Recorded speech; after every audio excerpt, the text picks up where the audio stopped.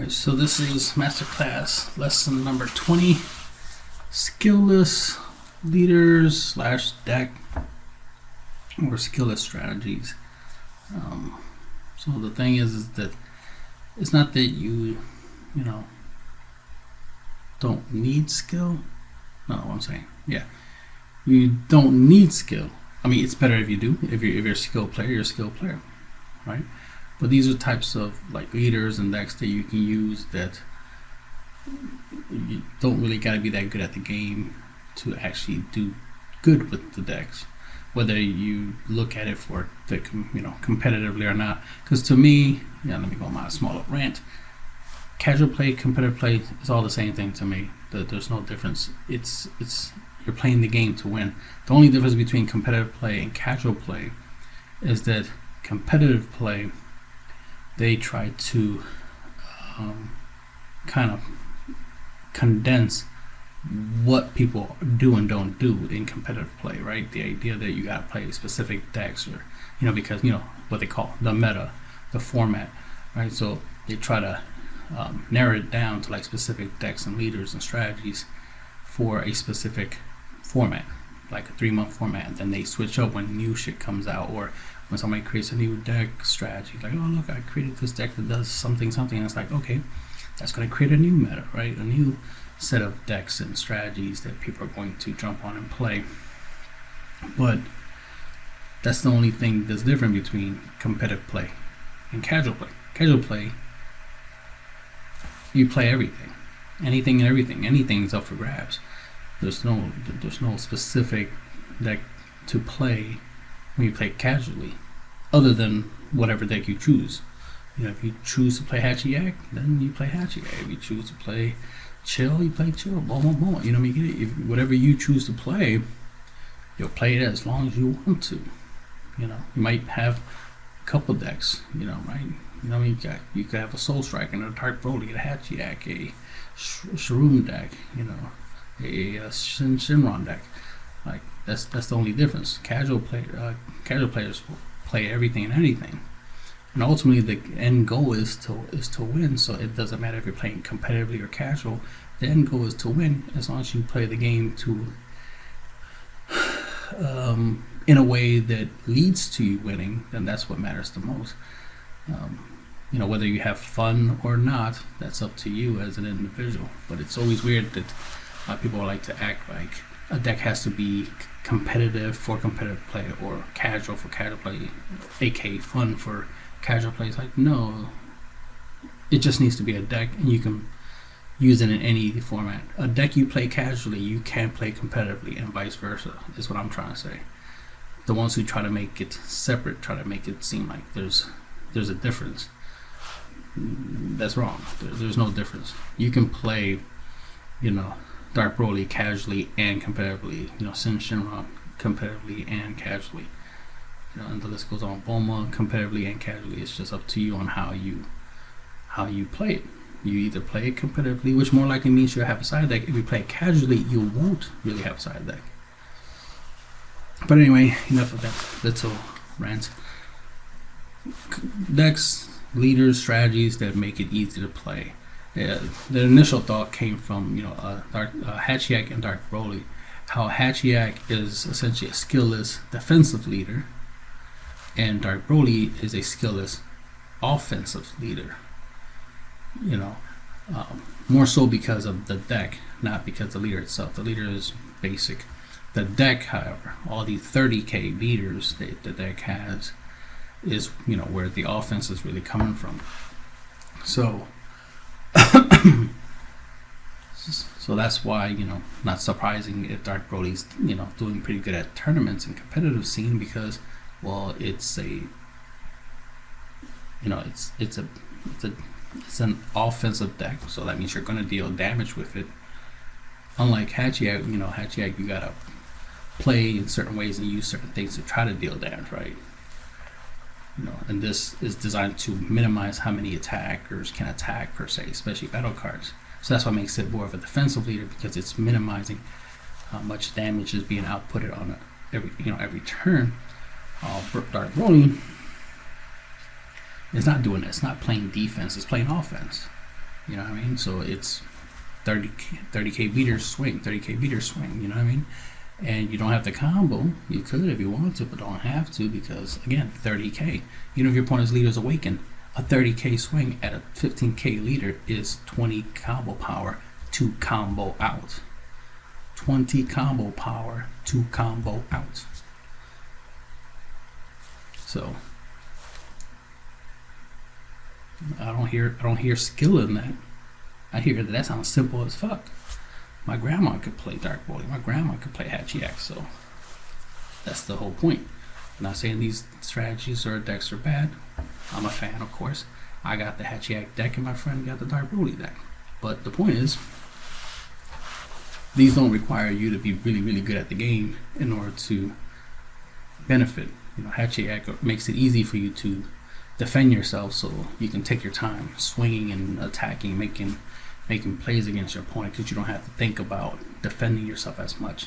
It's easier to defend with Hachiyak than with, you know, most other leaders, most other decks, right? And then Dark Broly, 30k beaters. What can I say? I mean, that's all Dark Broly really has going for it. 30k beaters all day, every day. So that's what it got going for itself. So of course, you don't need a lot of skills for that. That's free power right there. So this deck excels at combat with the 30k beaters. Hachiyak excels at defense, or, you know, attack reduction, you know, or, you know, damage output reduction, or whatever you want to call it, right? So it's like, you know, obviously anti-aggro. This thing is just a beat stick. Then Goku, Super Saiyan 3 Goku, for example, with its ability to help you ramp, you know, ramping, right, you know, energy. So this is about energy output for this leader. So this makes it easier. You know, more energy means more options, right? More cards you can play. The sooner you can play cards. So you can play cards with high cost. You know, nothing higher than 6, you know, per se, because this only lets you go up to 6 energy at max. But you know, you can play, you know, a good amount of 6 drops and 5 drops in your deck easily, and still be able to play them like around turn 3 or 4, depending on how you play the deck. So this type of leader, for example, makes it easy to play, you know, some really cool cards that you might like without it being, you know, like you don't have, because you know how it is in competitive play. It's all about cost effectiveness, playing things for as little mana as possible, or energy as possible, right? And that's logical, ain't nothing wrong with that. Get more for less, right? You know what I mean? Economics, get more for less. What's nice about this is that you don't have to, you know, do research management too much in the, like, it's the idea that you'll have more money than you need, right? You always have more than what you need. You know, this deck can easily get you to 4 energy real quick, and you probably only need 3 energy to do anything, or 2 energy. Or even if you use all 4 energy, that's okay. You know, because once the leader's awakened, you're untapping 3 energy. So that's the other benefit, because on the awakened side, it gives you that added benefit of being able to untap 3 energy during your opponent's turn, so you always can tap out on your turn, and, you know, not worry about being tapped out on your opponent's turn, because you get to untap.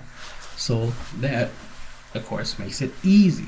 And the main thing about SkillLess, notice it's SkillLess, not no skill. SkillLess is the whole idea of that, you know, this is making it where you require less skill.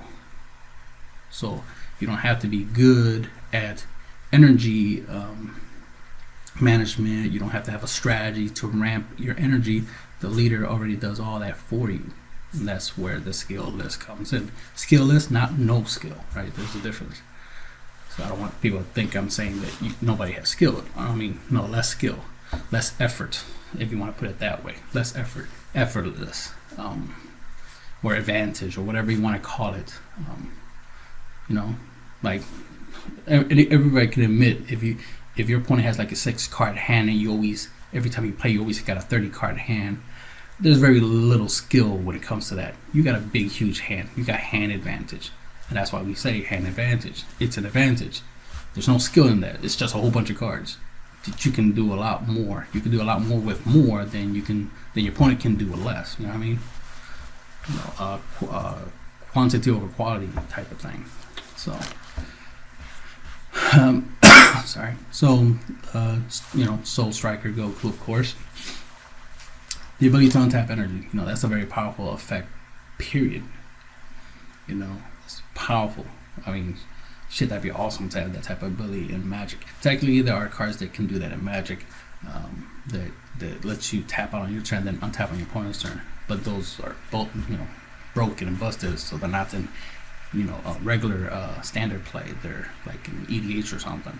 So more of the broken stuff where you can constantly untap. So that's why having something like this, where it's like, we really have something that can just untap energy every turn.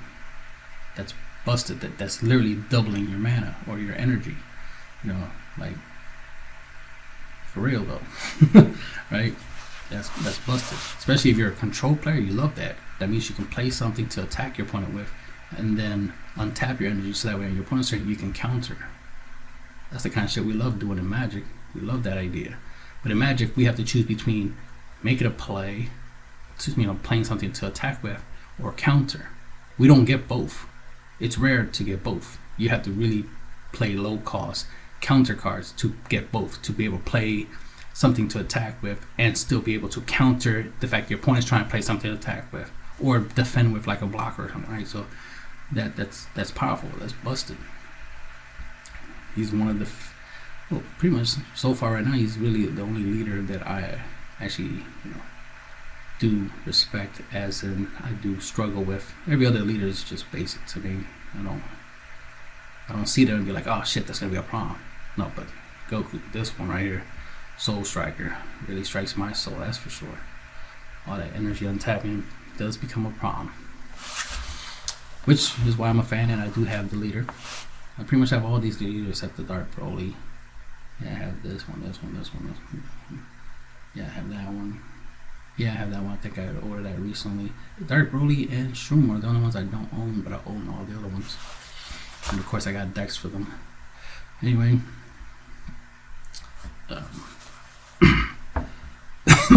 Vegeta. One, it has crit, so that makes things easier because it's crit. That means every time you deal damage with it, even if you use like a Japanese Sprinkai, right, to give a double strike, your opponent's not benefiting from you dealing damage with this leader. So any leader that has crit, you know, gives you a lot of benefits. What's cool about this one in particular, this crit leader, right, is the fact that it does count as red, green, yellow, on top of the fact that it's already blue. So you get all the colors except black, right? Which is very useful if you're using cards, if there's cards that says you need a green leader, a red leader, black leader, blah, blah, blah, in order to play. Especially some negates require you to have a leader of a certain color in order to play negates. The fact that this leader counts as multiple colors allows you to play, you know, what is it called? Violent Rays and Dimension Magic. Yeah, that's what I want to say. Dimension Magic and Violent Rays. That's just it's two examples. You know what I mean? And not only that, you could also play a Rage War card Bard because he's a yellow. This is a yellow leader, right? If you need, if you want to play a card that says you need a red Saiyan, he's a red Saiyan. If you need a card, if you're playing a card that says you need a like a blue Saiyan leader, he's a blue Saiyan leader, and the list goes on and on. Obviously, you could play any of the super combos, you know, like the multicolor super combos. Oh, you can play any of the super combos, obviously, because it counts as all the colors except for like the black super combo. But you can play the super combo multicolor ones, which are the ones I like. You can use them, you know, like Nappa super combo, because he is a red and a green leader, so that kind of stuff. You can play the Android 18 super combo, and the list goes on and on. So it's a really good leader in that regards. That one, it has crit, and two, that it counts as those different colors, so it allows you variety. It allows you to mix a lot of different card combinations into your deck, so you're not limited. So since you're not limited, you know, by your, you know, the fact that your leader is not a red leader, you know, like let's say you were playing a blue leader, well, you can't play what's his name, Mercenary Tau. That's a good 15k free body that gets critical for the turn. But if your leader's not ready, you can't use it. But if you're using this leader, you can, because this leader is red. And you still can play Dimension Magic, which is a blue card. You know what I mean? So you can still play cards that you know, require you to have a specific color leader for free, right? But then still play other cards that you actually have the energy. So this is a great leader for like building a whole bunch of different types of decks. So if you need a leader, you know, to create a toolbox deck or an anti-meta deck or whatever, right? He's my go-to leader for that, for when I want to mix match stuff. You know those battle cards where you combo and you can summon them. You combo them for 1 energy, you get 10k combo point, you summon them, and they're like 15k bodies. But you gotta have a leader of a certain color in order to play them. You know how yellow has it, green has it, red has it. Well, the cool thing about this leader is you can use all of them. So you can combo, get the 10k boost, you know, use it defensively or offensively, and then get 15k bodies on board. And you can put a whole bunch of them in your deck and have a whole strategy just based off of that. And I've made decks with this leader doing stuff like that. I have made that combo summon deck, whatever you want to call it. This Broly's pretty badass. I played against it a couple times, and oh man, was it annoying. Only because once it's auto triggers, that's when it's annoying, because other than that, it wasn't, you know, the deck plus the leader wasn't that big of a deal. It's just that this one particular effect is just so gets in the way. It's his auto sparking 7. When this card attacks, draw cards until you have 6 cards in your hand. And I'm always making my opponent drop their hand down to like 2 or like 2 or 1 cards, maybe 3 cards. Like their hand usually tends to be small when I play against this leader. And sometimes I forget that I'm playing against this leader specifically. That I forget that this leader has this specific ability. So when my opponent attacks and they draw and their hand suddenly is big, I'm like, wait a minute. Did he draw extra cards? And I look at the leader like, oh yeah, it's that leader. I like this leader. I like it and hate it. I like that I hate it. That's what I'm saying.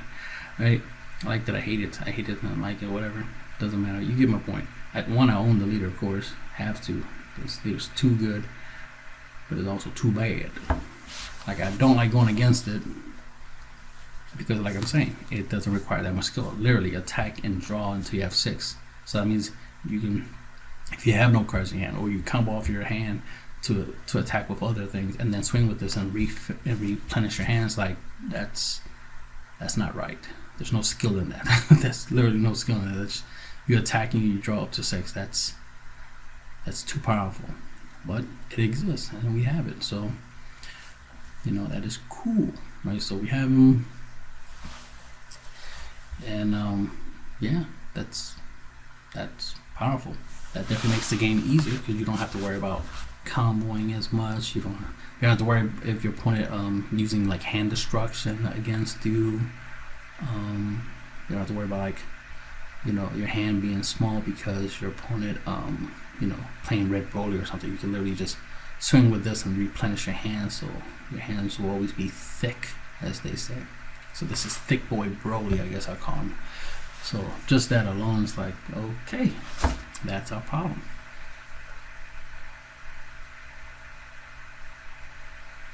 So that's why I have him there.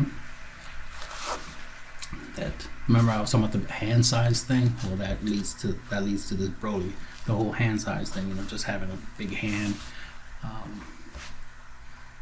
You know, gotta be.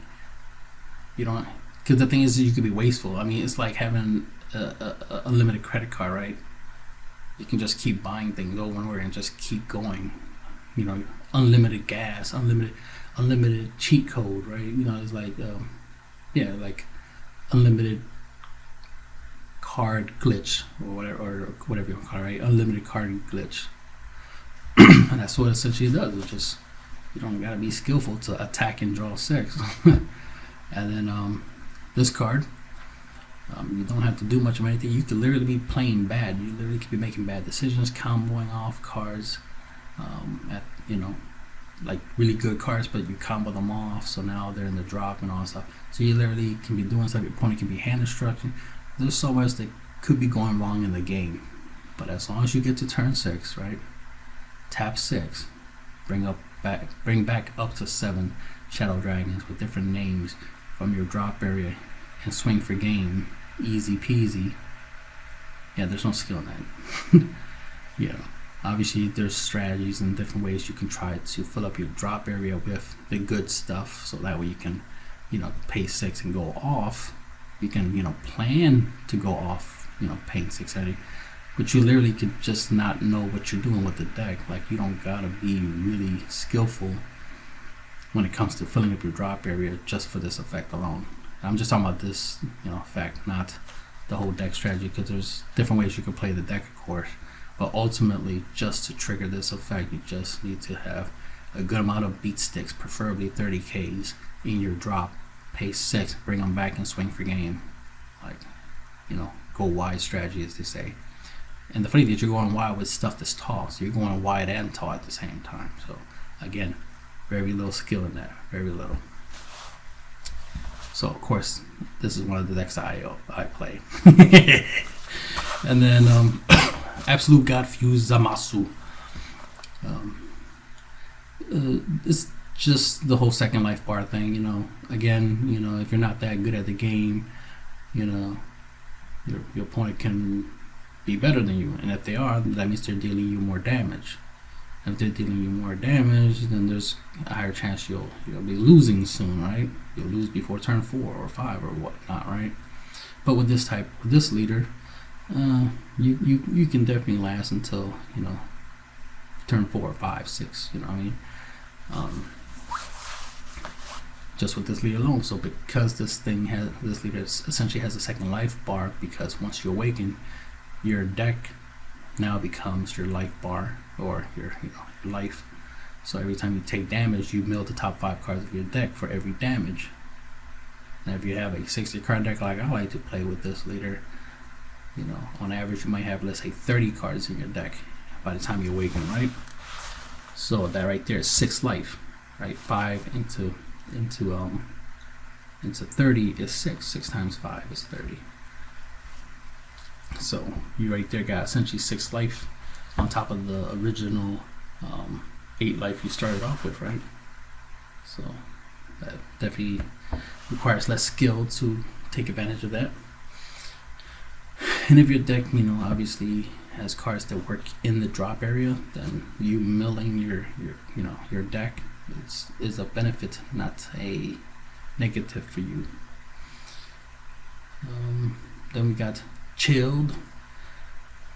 When this card attacks, play 1 Chilled Army token with 10k power.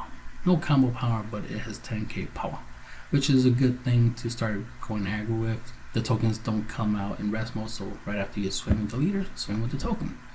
And as soon as turn 1, you can immediately start applying pressure. You could pretty much deal 2 damage, pretty much guaranteed turn 1 on your opponent. And then on turn 2, you swing again, and that's another potential 3 damage on that. If your opponent doesn't attack your token, which sometimes they do, which makes it awesome, because essentially it's a defense, so the token technically becomes a blocker if it's taking the hit instead of the leader, right? If your opponent attacks the token.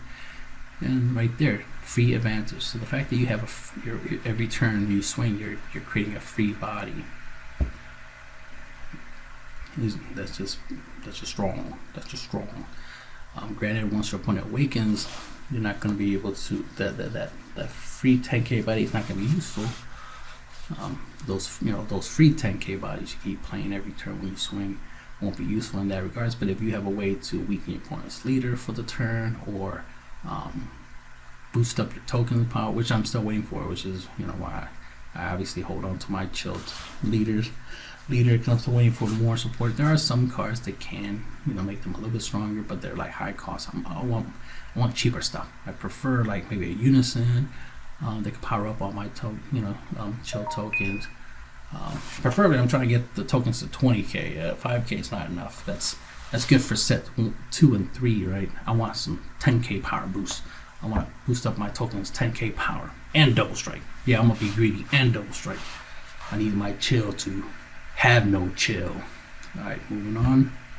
So of course that makes the game easy if you're just getting free bodies on board and barely doing anything other than attacking. Boma, you know, active main, draw a card, so you don't even have to attack or make too many decisions. Just say activate her effect, draw a card. Right, that's simple enough. So that would keep your hand, good. And then the fact that she turns your red and yellow Sane and Earthly cards into blockers makes it easy to defend. The numerous times I played Bulma, if I'm right, she's one of the leaders I played the most. Like the most gameplays and the most times I played the game was mainly with Bulma. And ironically enough, always had 8 life for a long time. The only reason I take hits less than 8 is because I'm letting my opponent. So this is a really good leader if you're trying to keep your life points high. If you're trying to defend your life, she's the one. Pick her. So she definitely makes the game easy. Especially the thing I like to do, especially my favorite strategy, is the defensive stance strategy, which is battle cards I can attack with, but then restand them so that way they're blocked, so I can block with them and attack with them. Basically vigilance from Magic, where I can attack and defend. So that's why I mainly like to do with Bulma, because best way to play is the ability to attack and defend, sword and shield strategy, or defensive stance as I call it. Shroom. Still have to build a deck with this, get some play tests with this, but pretty much it's anti graveyard hate, so that's pretty nice. So this will make a lot of decks, like for example Dark Broly, as powerful as it is, if you can keep their drop area nice and light, by warping their battle cards, then with this leader, that right there gives you an advantage. Hachiyak, this can give you an advantage against Shroom, against Shenron can give you. So you see there's a considerable amount of, not all of them, but there's a couple leaders out here that this would be good against. What's it called? Vegix is another deck that this could be good at. Just because it's the ability to warp from your opponent's drop, so that makes things easier. And this is a pretty basic leader, attack, draw, basic stuff, but the ability to warp your opponent's battle cards in their drop definitely helps. Like I said before about the whole hand destroying thing, like Ribrianne is a card that your opponent, if they're playing green, will play from their drop area to take 2 cards out of your hands. You can use this to take care of it. Make sure that it can't be activated, and so on and so forth. So that makes that easy. That makes it easy to play against graveyard based decks, or decks that tries to take advantage of the drop area. And you never know that later on they might make more and more decks that just really play a lot from their drop. This will definitely be useful against that. Make that much easier. And then Furious Strike Goku. He's here just for the basic ability of his main active battle ability. Once per turn, place 2 cards from your life to the drop. Choose all of your battle cards and all of your opponent's battle cards, ignoring barrier, and place them into the owner's drop. Place them, not KO, place them. So ignores barrier and places battle cards on the field to the drop area. That's easy peasy. You don't have to be skillful to use that. You don't have to pay a cost to do that, other than the 2 life. But you can gladly afford 2 life in order to trigger this effect. You could literally be at 3 life and be like, oh, you're trying to go for game? Well, I will activate this ability, sacrificing 2 and board wipe. So the fact that it has a built-in board wipe that you can easily trigger, you don't have to, you can literally tap out and still be able to do this, So that right there is very less skill, and not only less skill, very literally no cost. There's no energy cost, so you don't even need to be good with energy, which we call resource management. You don't even have to be good at that, at keeping energy available, because you're using your life in order to trigger this effect. This is too easy to use. You can use that on your turn or your opponent's turn, so it's just very little skill in there, but a very powerful effect nonetheless, and I am a fan of how busted this is. And there's tons of other cards and leaders and decks and strategies that you know require less skill to play, because the decks are, or the leaders or whatever, are designed to make the game easier for whoever is playing these leaders or decks and strategies to win. So this should just give you a good idea of things you can look into and consider using. Whether you're playing casually or competitive, it doesn't matter. There are strategies and leaders that make the game easy, and if you like playing things on easy mode, then here you go. That's the end of the video.